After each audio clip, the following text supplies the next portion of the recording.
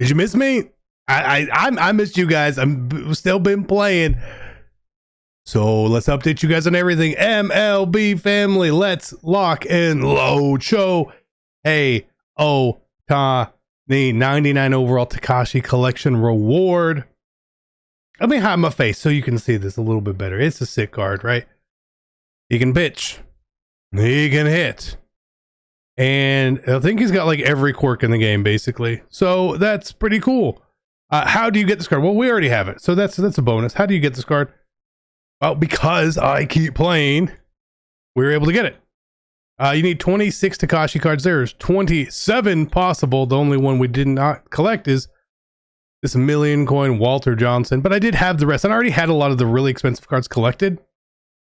These four in particular, pretty expensive. 338, 790,000, 635,000, 865,000. And then there was a Greg Maddux, which is a little difficult to get, 153. And then Billy Wagner at 810. Again, I had all these cards. We collected them all before. We actually collected them on the last voucher, so can't uncollect them, so we just collected them. So we got that done.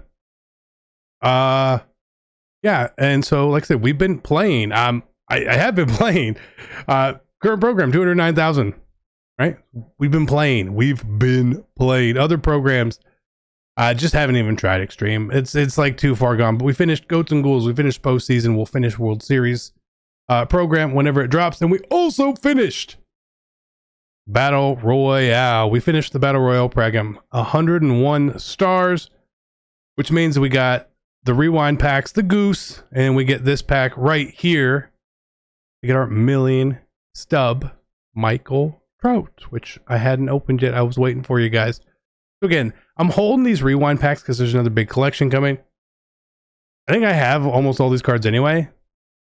So we'll just see which one's most expensive, and then we'll pick those from out of all these. Again, some of these early cards we don't have. I kind of wish I did, but like, hey, it's okay. We should be fine. But the big BR pack right here.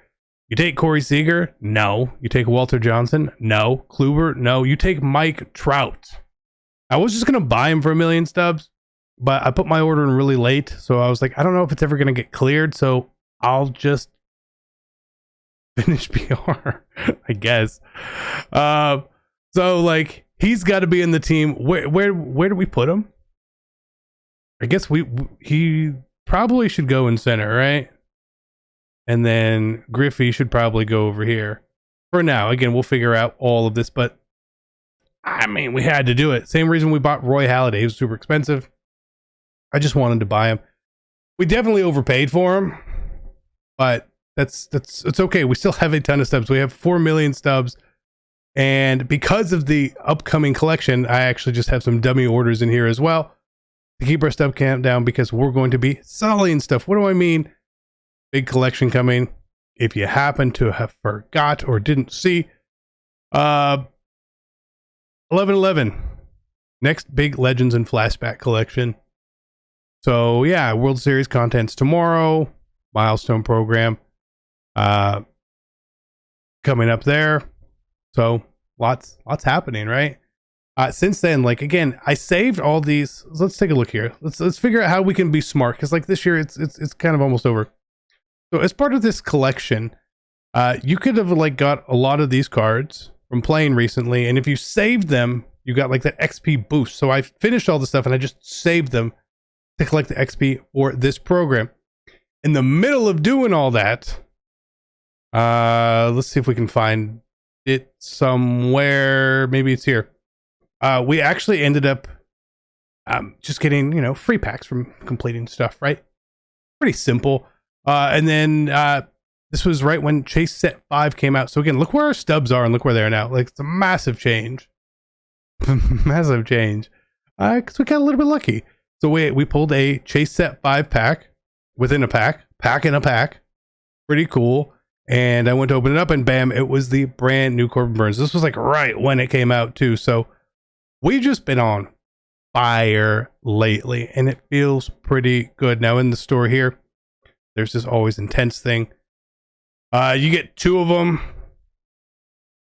We'll just pick one. We'll just hold on to them. It's basically just to make sure you get the cards. So we'll just take that, and we can quick sell them if we really need to. Right? It makes sense.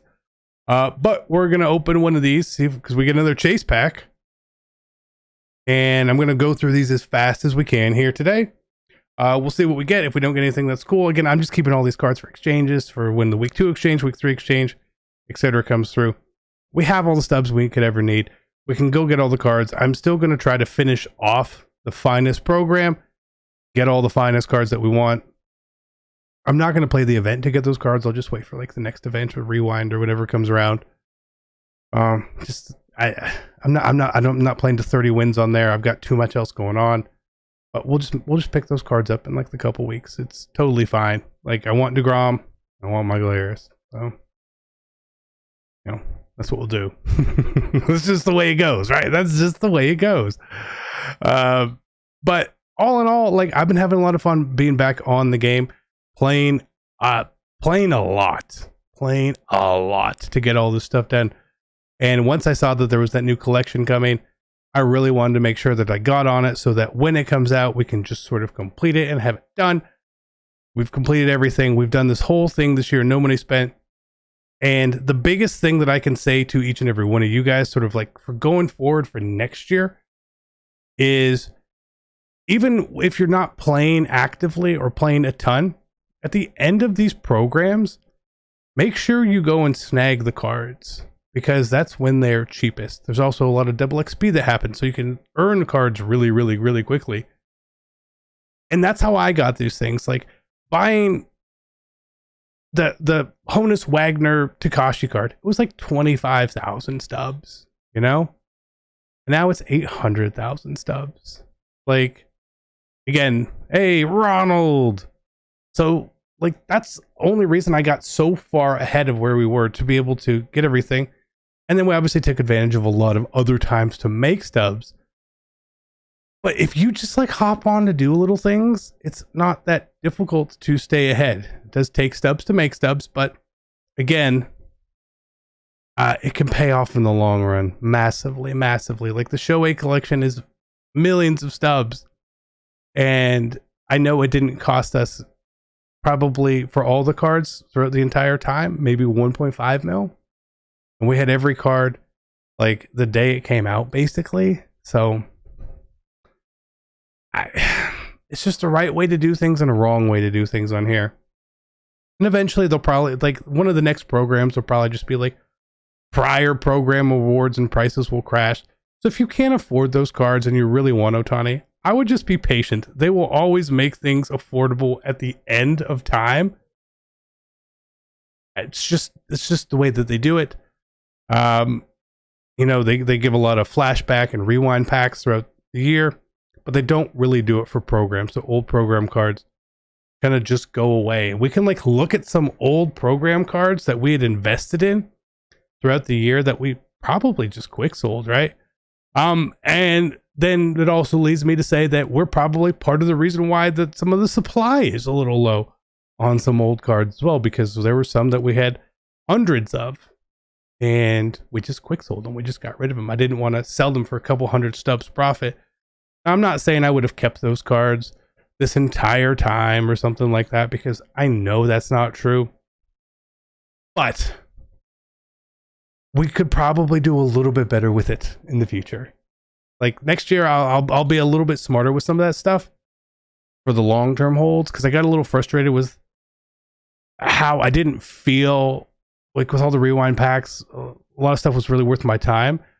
Not really thinking that cards and rewind packs are going to be based on current value. So the floor of cards will raise up as new, better cards come in. That wasn't something that crossed my mind. So again, that's kind of on me. I never had that information to put out or share or do anything. We got 2 diamonds. I don't really care what we got here. I just wanted the chase pack, to be honest. See if maybe we can get Corbin again. I did get another chase pack in a pack, and I actually pulled Live Series Scherzer, who's like the most expensive Live Series card randomly.